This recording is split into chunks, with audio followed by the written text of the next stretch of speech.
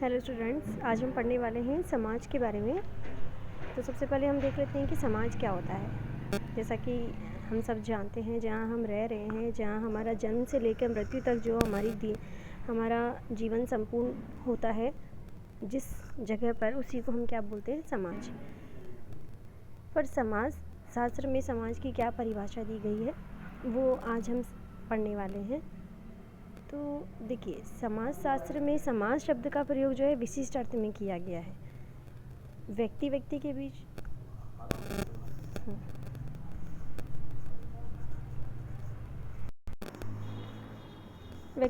बीच पाए जाने वाले जो सामाजिक संबंधों के आधार पर व्यवस्था बनती है, उसको समाज कहा गया है।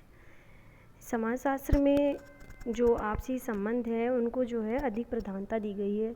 और संबंध भी कैसे, जिनके अंदर की पारस्परिक जागरूकता हो और उन संबंधों से जो है सामान्य जीवन में भागीदारी होने की भावना का एहसास हो। ठीक है, यानी कि सामान्य जीवन में भागीदार होने की भावना का पाया जाना जो है सामाजिक संबंधों के लिए आवश्यक होता है। ठीक है।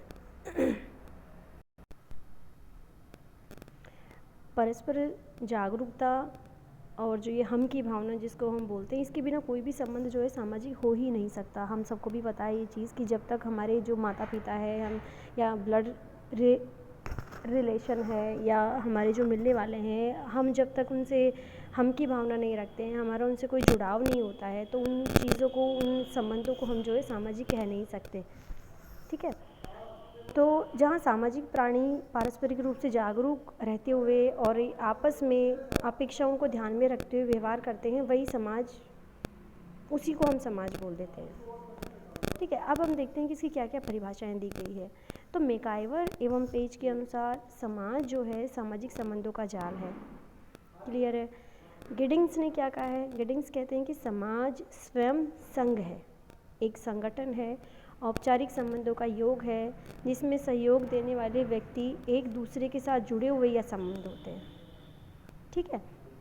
अब आगे हम देखते हैं कि पार्सन्स ने क्या परिभाषा दी है समाज की। देखिए, जितने विद्वान हैं उतने ही जो है परिभाषाएं बन गई हैं समाज के बारे में भी।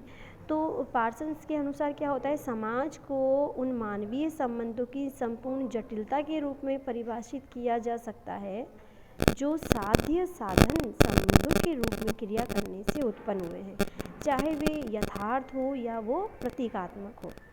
यानी कि व्यक्ति अपनी विभिन्न आवश्यकताओं की पूर्ति के लिए अन्य व्यक्तियों के साथ क्या करता है, अंत्यक्रिया करता है, और उस अंत्यक्रिया के फलस्वरूप क्या बनते हैं, संबंध बनते हैं, जिनको हम सामाजिक संबंध बोलते हैं। ठीक है। तो इन सामाजिक संबंधों को देखा या छुआ नहीं जा सकता।